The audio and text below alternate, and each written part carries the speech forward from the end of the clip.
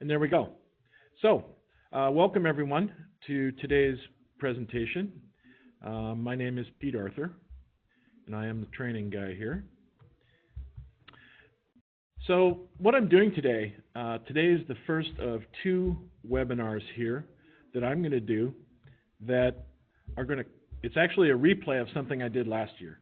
And the reason I'm doing that is because many of you are aware that we're going through a rebranding process right now with NEDEC.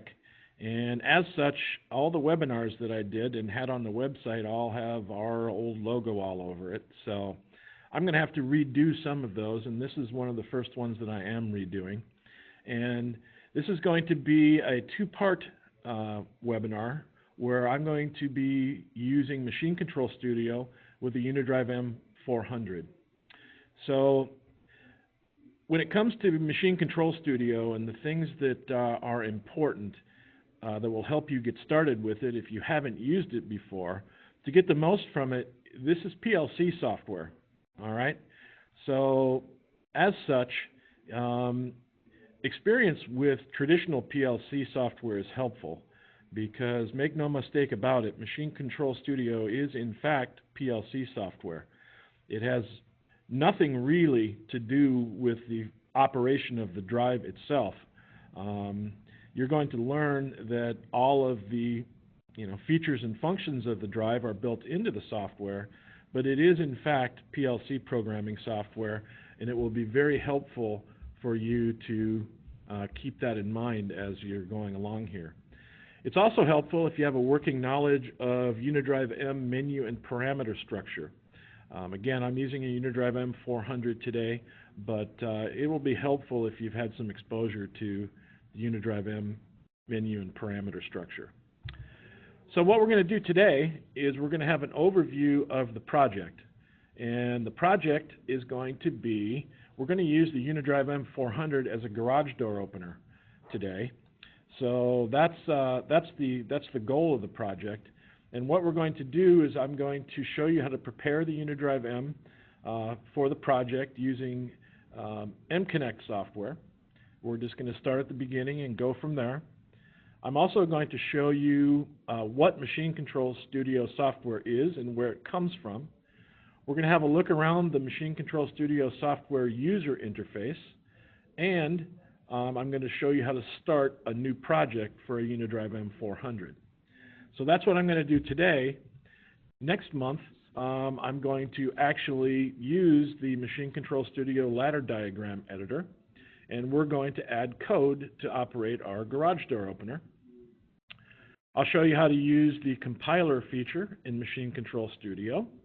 We're then going to open up the communication page to show you how to communicate to the Unidrive M400 and how to transfer our project to the drive. And once we've got it online, I'll show you some diagnostics and some debugging tools. And then finally, we're going to save the Machine Control Studio project as an archive so that you can send that to others who might be interested in your garage door opener. So that's what we're going to do today and next month. So without further hesitation, in terms of what I'm using, I've got a standard Unidrive M400 demo stand here. I'm using MConnect software, the latest version of MConnect software. I'm also using the latest version of Machine Control Studio software, which is 1.06. And I'm using the M400, so I'm going to be communicating to it using serial communications. So to do that, I need a CT-USB- cable and the AI485 adapter. So that's the things I'm going to be using. And I'm going to start with an overview of the project today. So let's see here. There we go. Whoop.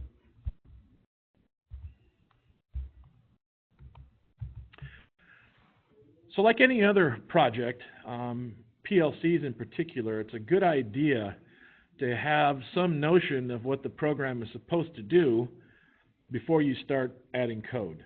So that's what I'm going to do now. Machine Control Studio software is very flexible. And that means that there's multiple ways to accomplish the end goal. I'm going to show you what I did today, or actually I'll be showing you what I did next time. But understand that as you're watching me, you may have a better way to do it, and then that's certainly possible with this software. So I'm just going to show you my example, and you can take that for what it's worth.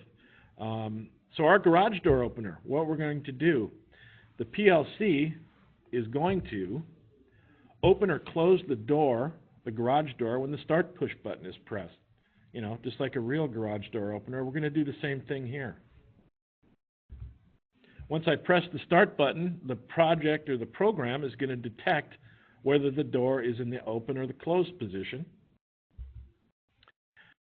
We're also going to use a torque limit. If the door is in the up position and I'm telling it to go down, the last thing we want to do is crush Junior or Fido there.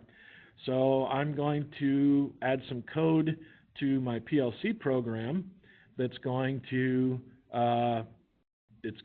limit the torque so we don't smash anybody there. So yes. So that's what the end goal is, but we're going to start at the beginning. I'm going to prepare the M400 drive now. And what I'm going to do is I have some screen captures here, but I'm actually going to open up MConnect software, and I'm going to do this live. I've defaulted the drive here, and I'm just going to go through these steps. I'm going to begin by setting up the motor. I'm going to perform a static auto tune. I'm then going to change the drive speed reference. You know, it's a garage door opener, so I'm not going to have any external speed reference there. So as such, I'm going to change the speed reference from the default, which is analog, to a preset speed, and that's done in menu 1, parameter 14. And again, it's a garage door opener, so I want that door to stop quickly once it has seen the up or down sensor, door up or down sensor. So I'm going to change the deceleration rate from its default to a ½ second. I'm also going to go in and modify the voltage control mode. The default mode of operation for the Unidrive M is to be an open loop vector mode, which provides really good regulation of speed and torque down to low frequencies. If this were a machine tool, I'd be interested in that, but it's a garage door opener, so I'm just going to change it to fixed boost, which is our version, or our term for straight old volts to hertz mode. And that's done in menu 5, parameter 14. And once I've changed that, I'm also going to reduce the voltage boost from 3% down to 1%, which is menu 5, parameter 15. And then I'm going to clear off all the digital I/O. And I'm doing that because once I have a Machine Control Studio project running in a drive, it takes priority over everything. Anything I'm trying to do with the keypad, anything you're trying to do with somewhere else. So I'm going to be showing you menu 8 as well. So again, I have screen captures here that show you some of these things, but what I'm going to do now is I'm just going to switch right over to MConnect here, and I'll disconnect here, and we'll just start from the beginning. So here's the project management screen. So I'm going to start here by telling MConnect to go find my drive using serial, which it's doing right now.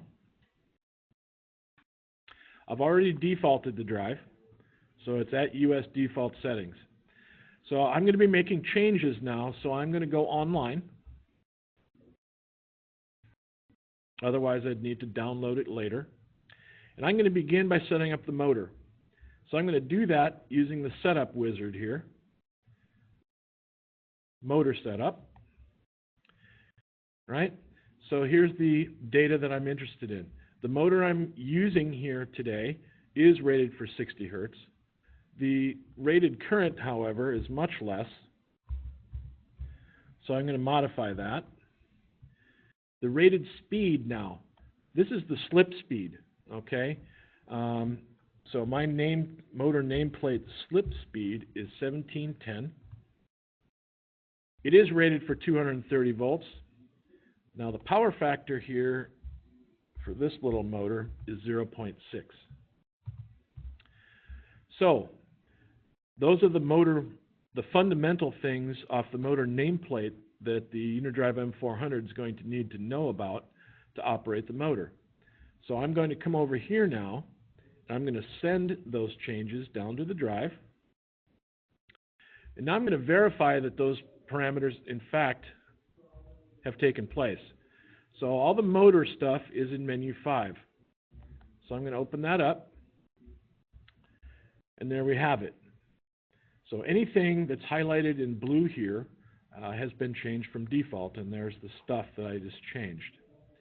Now, as long as I'm here, I'm just going to go ahead and change the open loop voltage mode right there. This is our symbol for open loop vector, but I'm going to drop down the list here, and I'm just going to change it to fixed boost, straight old volts to hertz. Somebody asked me already about why I'm reducing the low frequency voltage boost here. First of all, let me explain. This is here such that the stator is magnetized faster. This will instruct the drive to output 3% of its voltage at all times, actually. And the reason for that is so that the motor will start faster. Well, I've got a garage door opener, and it doesn't have to do that. So I changed that down to 1% now. And I'm online, so all this is taking effect immediately. So I've got that done now. I'm going to go close that for the time being. Now what I'm going to do is I'm going to change the speed reference. So I'm going to do that in menu 1.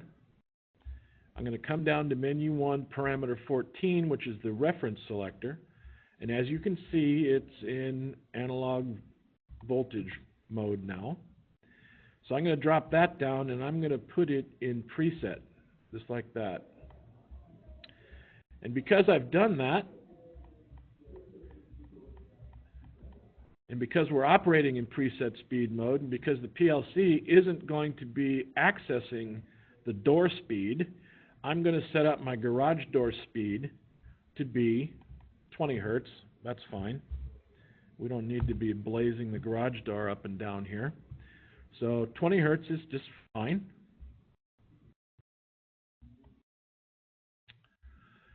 And now I'm going to change my deceleration rates. I want to check those and make sure they're all okay. A 5-second acceleration rate is okay. There's nothing wrong with that. But the deceleration rate now I want to change. And that's down here in menu 2, parameter 21. So 10 seconds after I see that the door is up or down is way too slow, or way too slow. So I'm going to speed that up significantly here. We're going to give it a ½ second now, which should be fine. So we'll leave it at that. All right, and then I'm going to make sure I didn't miss anything here. So let me, oh yes, we need to go in now, and I'm going to clear off the digital I/O. So let me do that. That's in menu 8. So I'll open up menu 8. Now what I want to do here is actually what I'm going to do is I'm going to start in menu 6. Menu 6 is the drive sequencer, and we have a parameter called Start Stop Logic Select. And what this is used for is it's used to configure the control terminals on menu 8. In other words, it configures the sequencer with some preset values. Now, by changing this to a value of 6, what that does is that sets all of the I/O on the drive to be user programmable. And I don't know that you'll be able to see this very well, but if I go to the help screen here, and I'll open this up a little bit, I'll go to parameter 4 now. Right? So here we are in the help file. It tells me what these various things do.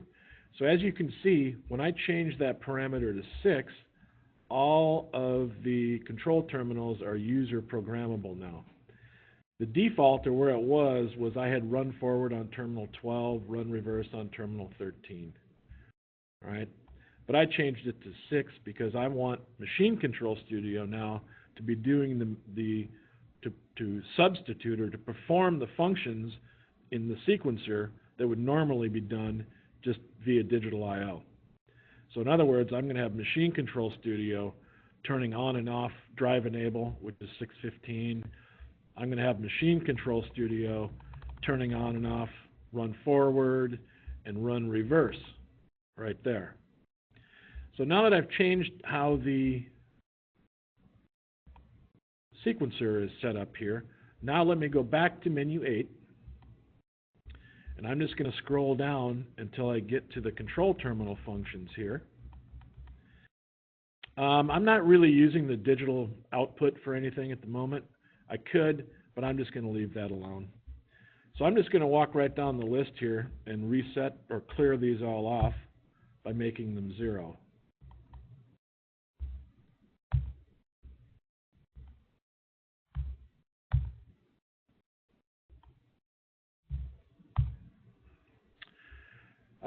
I'm not really paying attention to the drive relay out or relay output here.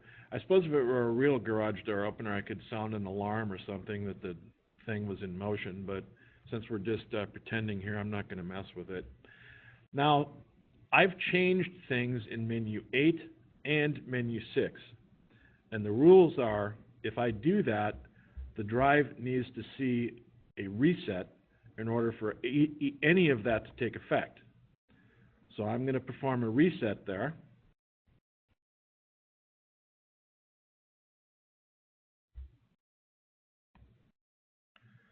There we go. And again, this is serial communication, so it's a little slow. Right, so I got a reset.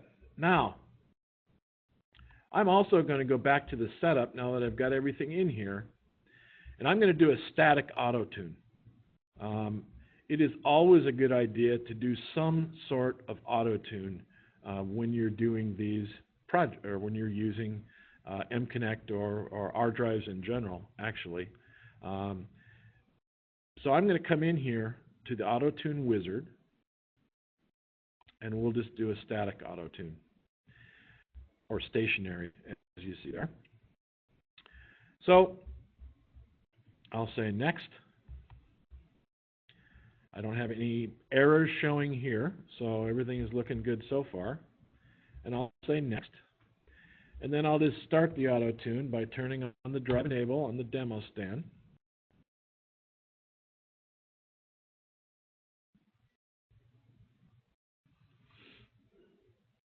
And it's doing its thing. All right, well, it passed. So to move along, I'm going to turn the safe torque off, and then say next. And these are the things that it just did. Now, again, it's a garage door opener. Am I concerned about performance? Well, no, not really. But at the end of the day, it's always a good idea to give the drive the best chance it can to operate that motor to the best of its ability and conserve energy, too, at the same time. So I'm happy with all that. So I'm going to do one last save parameters in drive here, which is critical. So I don't want to lose all those things we just got done doing on a power cycle. All right, so I did that. And now I'm just going to test my motor. Looks like it's working okay. So I'm going to go ahead and upload the current drive parameters into my project now. So upload from drive.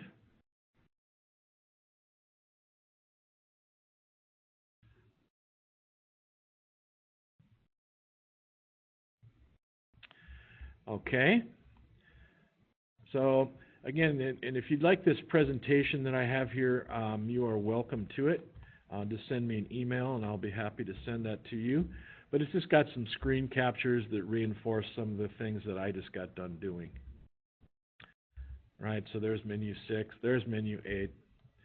So the last steps here, we're on the last steps. I'm going to set the maximum switching frequency to a higher frequency to reduce audible noise.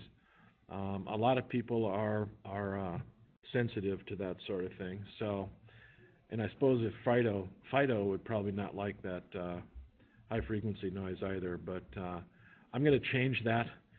Then I'm going to we save the parameters, which we did.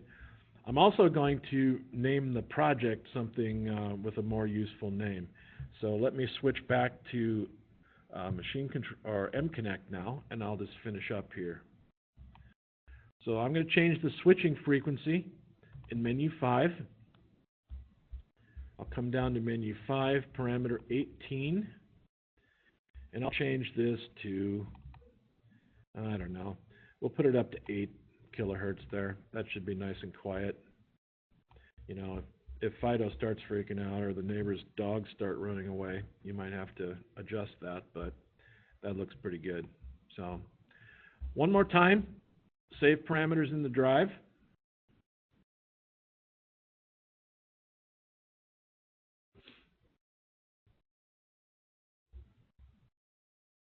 There we go. Upload.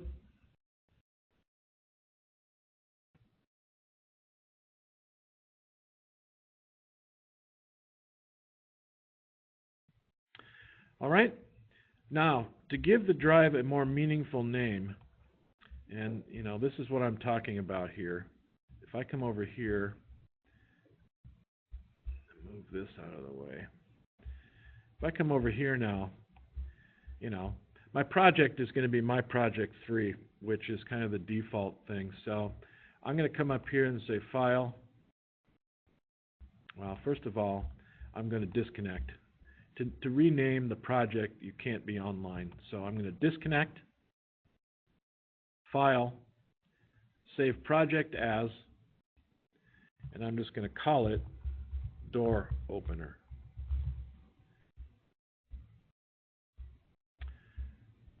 Save. So there we go. I've got my drive set up now. So the next thing we need to do is move into Machine Control Studio. So now the drive is done. Let's have a look at Machine Control Studio software. To begin with, it's a customized version of Codesys. Codesys is a complete programming environment for software PLCs, soft PLCs, which means it's not like a traditional, you know, Siemens, Allen Bradley physical box PLC. It's designed for software, computer-based PLCs. We worked with the company who owns Codesys, which is SSS, or Smart Software Solutions in Germany, to come up with our version of the software, which is Machine Control Studio.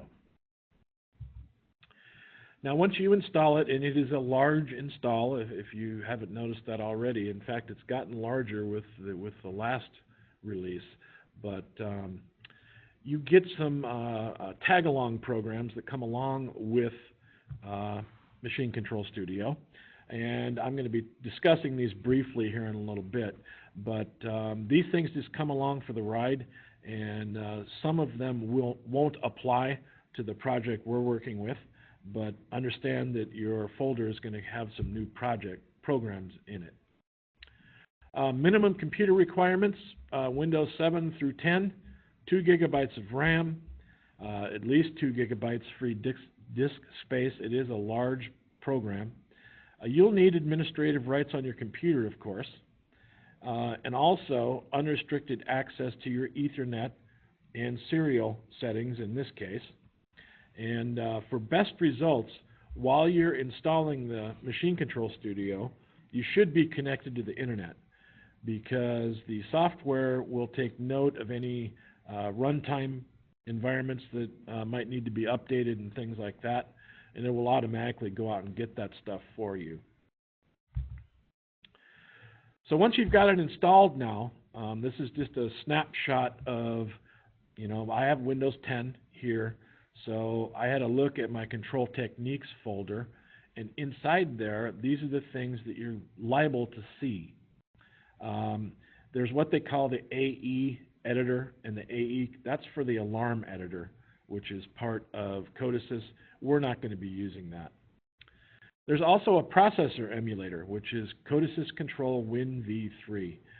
You can use that to develop a project and download it to the processor emulator instead of a physical piece of hardware. You also have the Control Win V3 sys-tray there for starting and stopping the processor emulator. What's critical, though, is the Codesys Gateway V3 right there. That is Codesys version of RS-Links. That is the piece of software that's used to connect your development environment on your computer to the physical piece of hardware when you're going online with it and transferring programs and such. Then we have Codesys HMI and the soft motion controller. Neither of those are going to be useful for us at the moment, but understand that all of those things come along for the ride when you install Machine Control Studio. The way it works is like this. We're going to be developing our project on the development machine, and once that project is developed, I am going to go through the build process. Codesys outputs binary code, non-human readable code.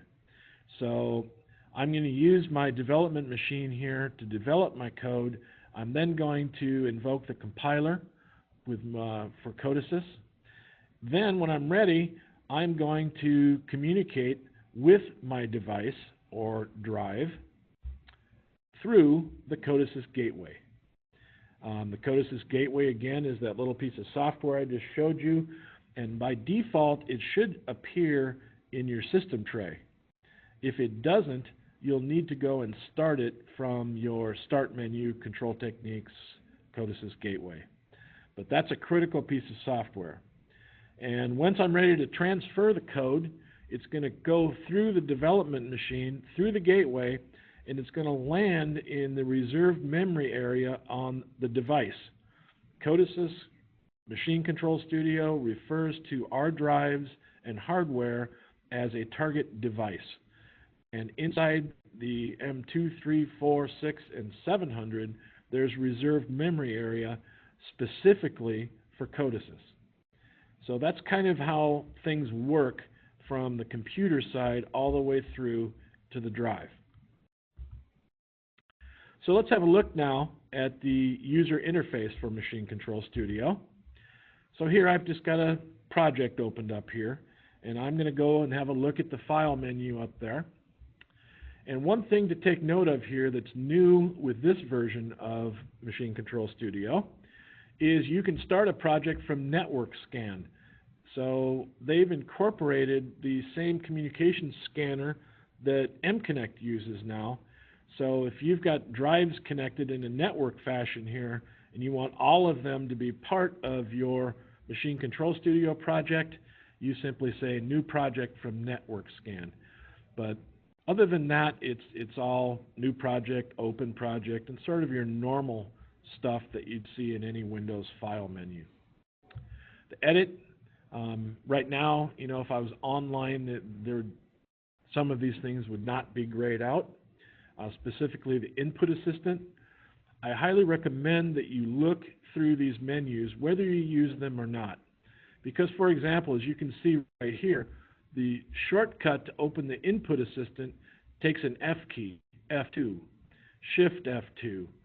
So there's keyboard shortcuts and there's lots of them actually, with Codesys here. So it is helpful to sort of browse through there and see what all of these shortcuts are for the keyboard. Refactoring just means renaming portions of your project. and there's a refactoring wizard, as it were, that goes through and does everything all at once for you. View, as you can see, you've got all kinds of things to view here. I've got monitoring highlighted here because this is going to be important. The onboard target, which is what the M2, 3, 4, 6, and 700 all have, has a limited amount of memory reserved for these projects. So the memory monitor there that you see is used to tell you how much of that reserved memory area is being used by your particular project. So that's why I've got that called out there. Project settings, information, compare, things like that are in the project menu. Now build is the one we're going to be using quite frequently here. So build here, when I'm done adding my code next month, the first thing I'm going to do is build it. And what build does is it checks for syntax errors. Checks to make sure that I don't have any errors in my code. Now, if it finds some errors, which is pretty typical, once I correct those errors, I'll go back and build again. And if I don't find any errors, then I'm going to rebuild. That's what the rebuild is for. So it's rebuilding the code with the updated settings, your updated code. There's a feature here called generate code, and all that does is it creates a binary file, but it doesn't download it to the drive. Right? And at a future date, I'm going to show you how to use that binary file there to with MConnect to transfer Machine Control Studio into the drive, program into the drive without using Machine Control Studio. Then we have clean. Clean clears the build information from the last build operation. It's a log file is what it is. And then clean all cleans the build information for all applications in the project. Well, we only have one application, as you're going to see. But it's a good idea when you're done with your project and you're ready to wrap it up to go through and use a clean and clean all. Online now, when I'm ready to transfer the project, I'm going to use login, and the login feature here will open the communication. It'll tell the gateway editor to wake up and go out there and establish a communication link to the device. Now, if your project contains more than one device, you can choose multiple download. So if I have multiple drives over here, multiple download will allow me to choose which one I want to download to. Debug, when I'm online, here's an example. I'm not live right now, but there's an example project that is online. And debug will allow me to start and stop my program. It'll also allow me to choose how certain elements are displayed and things like that. Tools, we've got lots of tools. The thing that's important here is the library repository. When you install Machine Control Studio software, you are automatically provided with a couple libraries. One of them is the Unidrive M library. And that library is a library that contains all of the drive's menus and parameters that have been compiled into a library for you to use. So as we're building our project and adding our code here, for example, right there, CT Uni M400. Well, that's a header for one of the libraries that's included, or that's actually a namespace to be technically correct, for one of the libraries that's included when you install the software. So we are going to be accessing drive parameters, menu 8 parameter something or other, from these libraries. Options now will allow you to configure preferences for Machine Control Studio. So I've opened up options here, and one of the things that's very useful is the network scanner here. And again, this is the same arrangement that MConnect has. Now today, I am using Discover on RTU. So if that were not checked, in other words, if that were disabled, Machine Control Studio would never be able to find a drive that's connected via serial. So that is a critical setting for our project going forward. And then what I've done here, to speed up communications here, I've disabled the COM ports that don't make any difference. COM 14 is my USB serial port. These other ones here I'm not using. I don't want Machine Control Studio to even be aware of them. So you may have noticed when I went online with MConnect earlier today, it went online pretty quickly. Well, that's why. So there are all manner of options here and next month I'm going to be showing you some ladder diagram options here. The help, well, like any other help is a good thing. So help contents, if you open that up, it's going to flash online help. And what that does is the help, this getting started, welcome to Machine Control Studio, that is actually a web page that is served by our E&D group over in the UK. So it says online, and that's why. The online help system, it's because it's checking for any updated information, you know, working with drives, things like that. So up top, we have getting started, and this is all stuff relative to our implementation of Machine Control Studio. So you see some things that are useful for that. Now, the Code Assist help itself is down here. So there's an extensive help system here for using the software, and I found it to be pretty useful. Some of the information when it comes to examples that they show for, you know, using structured text, and some of the program instructions are a little, you know, vague, but it's not. All in all, it's actually pretty useful. So I recommend that you keep this open in a separate window. Just minimize it as we're going through. So that's an overview. With the time remaining, now I'm going to get into starting our garage door opener project itself. So what I'm going to do here is just like before, I'm going to turn the slideshow off here, and I'm going to actually open up Machine Control Studio, and I'm going to build a project manually. The slideshow will go through and show you things that I'm going to be covering. So again, if you want a copy of this slideshow, by all means, please ask. So I'm going to now escape from the slideshow here. Minimize that, and here we go, Machine Control Studio.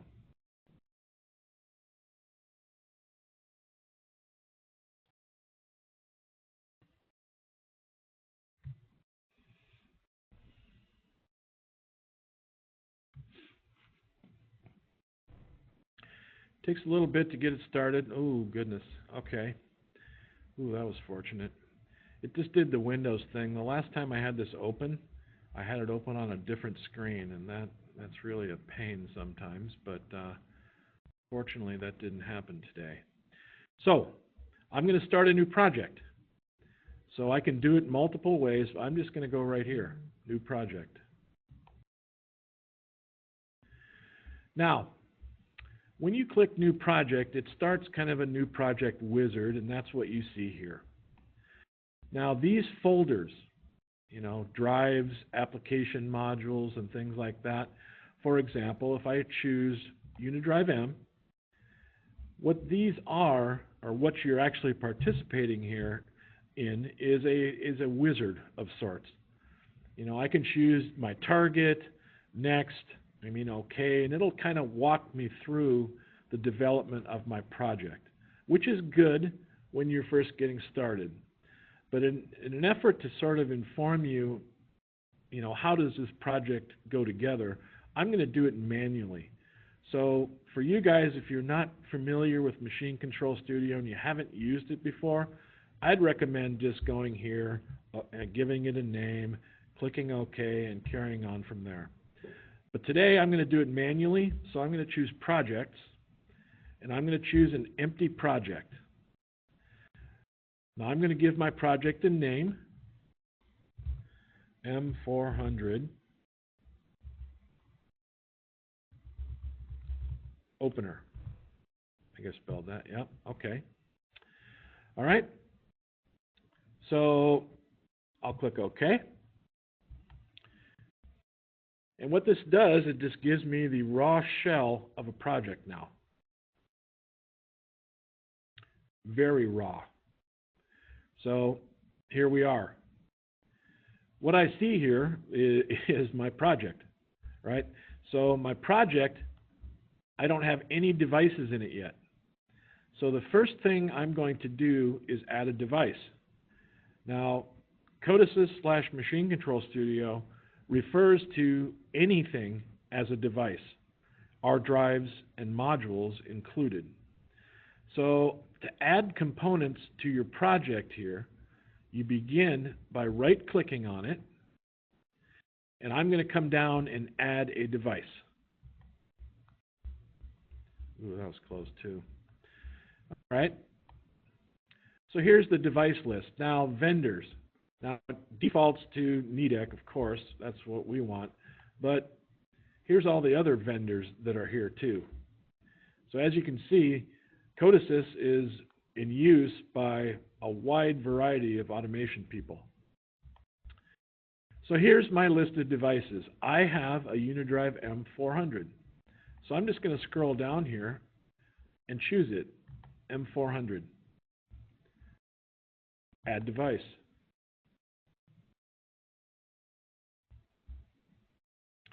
There. So you can see now that my project has expanded. And it's expanded by the device, which I've just added, Unidrive M400. So your project contains a device. Within the device now, there's PLC logic. Within that logic, or that logic is composed of an application. The application now is going to consist of tasks and POUs, neither of which we have yet. Here's the POU editor down here, or the POU viewer down here. So I'm going to begin here by adding a task. We have no tasks in our project.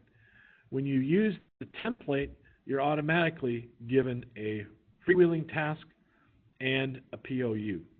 But again, I'm building it manually so you can see how this goes together. So I'm going to switch back now. When we talk about tasks, I'm going to add a task.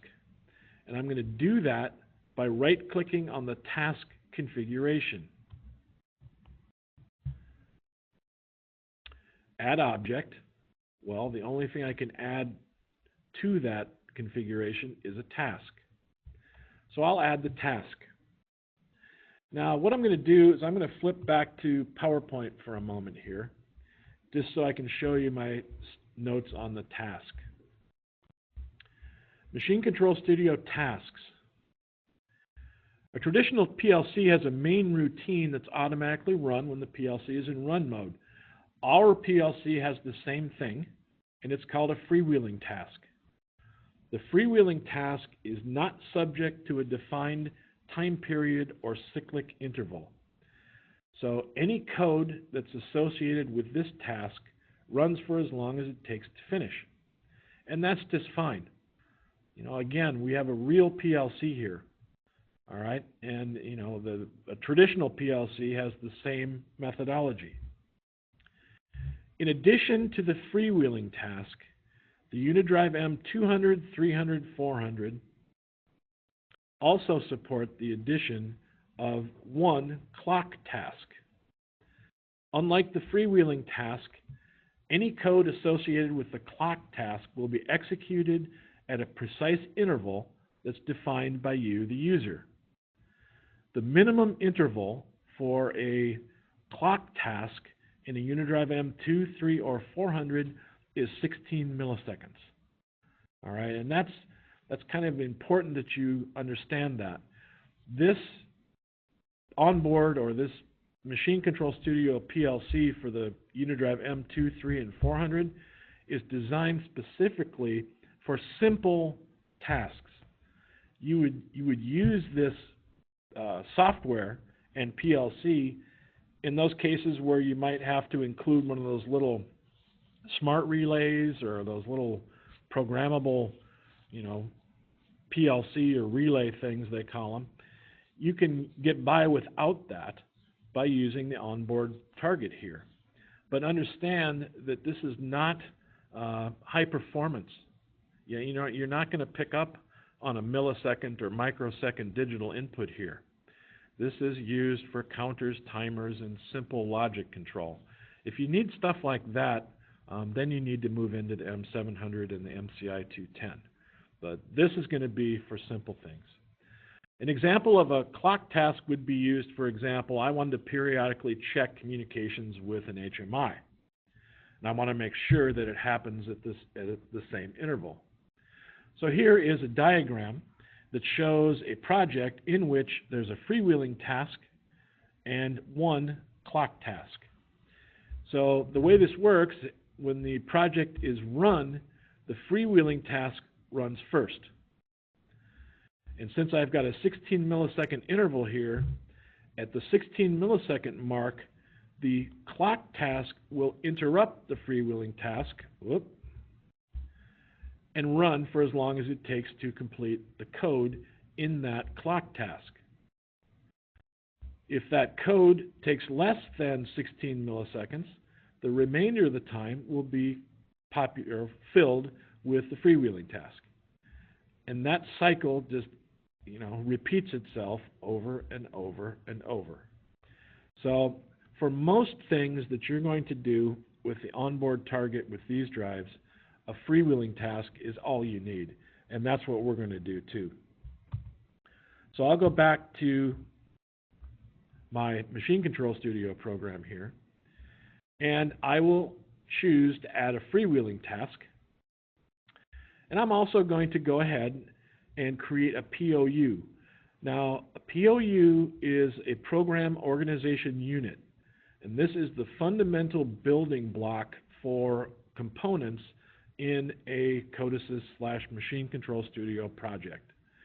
So a POU in this case is going to have the name freewheeling. I'll just leave it at that for now. And the language here, this is the real power of this software. The beauty of Codesys Machine Control Studio is I can elect to use any one of the supported languages to build my program. So if I'm a structured text guy, well, I can use structured text. I can use sequential function chart, continuous function chart, function block diagrams. But what I'm going to do is we're going to stick to traditional PLC look. So I'm going to use ladder logic diagram here for my program. So I'll choose that, or my POU. All right, so we're kind of doing two things here at the same time. We're adding a freewheeling task, and we're associating a POU with the name freewheeling with the task at the same time. So I'll click OK, and there we have it. So my project now contains an application, a freewheeling task, and a freewheeling POU. So that is the framework that is required for our garage door opener project. And we're going to be carrying on with this project the next time we get together. But for now, I'm going to save my project, and we're good to go. So I'll flip back to my PowerPoint show here. And again, the slideshow just goes through and shows you these things that we just got done talking about. But that's all we're going to do today. Our time is up. We've created a new machine control studio project that consists of an application for the onboard target. Understand that this same procedure can be used for the M200 or 300 too. And then next month, we're going to have a look at the ladder diagram editor, and we'll actually add the code we need to operate the garage door opener. So thanks for attending today. And again, I'm going to turn my chat on here. And if you have questions, let me see what we've got here. All right. Ben, I think I explained the voltage boost. I just reduced that down to 1%. I could have left it at 3. It would have been fine, but I just reduced it down to 1%. What other questions do we have here? Richard, does the clock act as an interrupt? Yes, it does. That's exactly what it is. A clock task takes priority over the freewheeling task. So, any other questions today? Type away.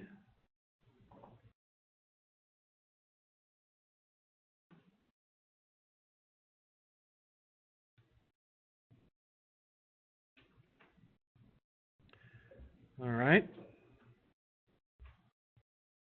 Here we go.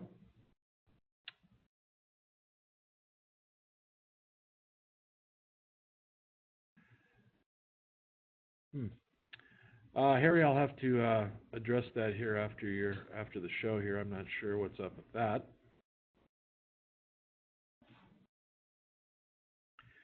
Anybody else? Anybody have any questions today?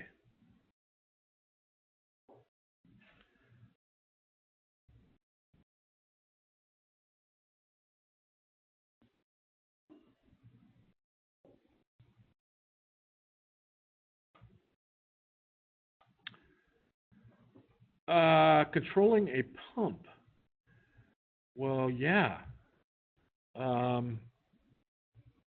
Jason, I don't know if you're aware of this or not, but we have a simplex and duplex pump code already done for you.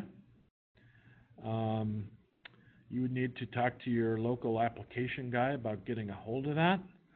But just a generic pump, of course, we'd have to have a way to look at flow or level or whatever it is you're doing, and then simply turn the pump on or off. If it's a fill pump, why you'd need to know if the level is such that it requires the drive to turn on and off. But if it's a more complex pump where you've got helper pumps and things like that, I would refer you to our apps guys. We have write-ups on that can help you get going there. Thanks, Donnie.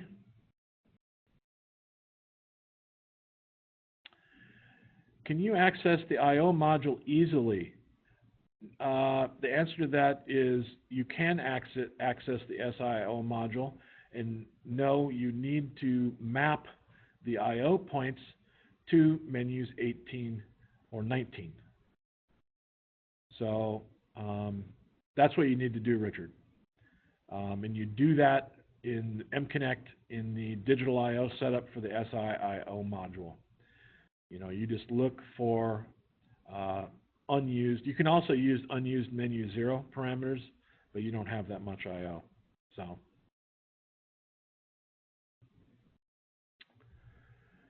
all right. Anything else?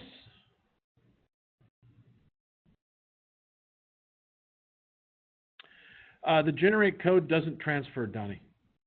All it does is it creates the binary file, and I'll open up MConnect, but if you look here on the dashboard,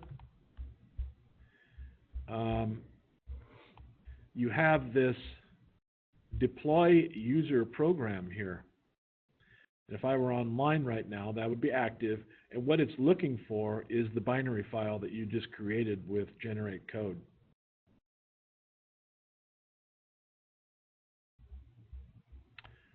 All right.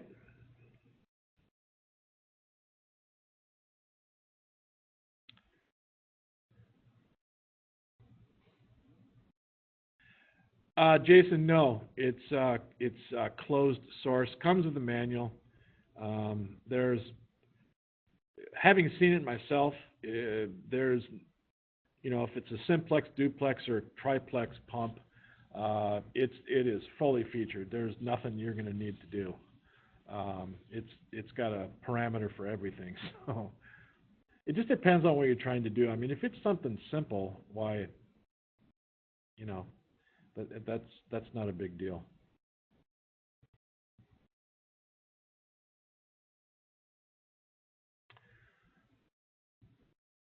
All right.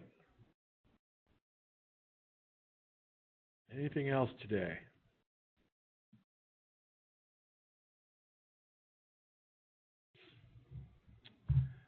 All right. Looks like that's all the questions. Oh. Yeah, right. That's true too. Jason's gone now, but there is an HMI project that goes along with that simplex and duplex pump, so it's ready to go out of the box. Makes life a lot easier, unless you like the challenge like I do. You know, it's fun.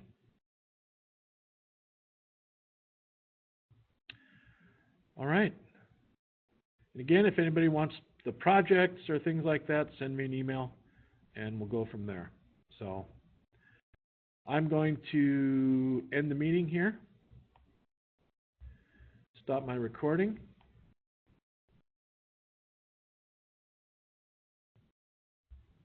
So thanks everybody, and we'll see you next month.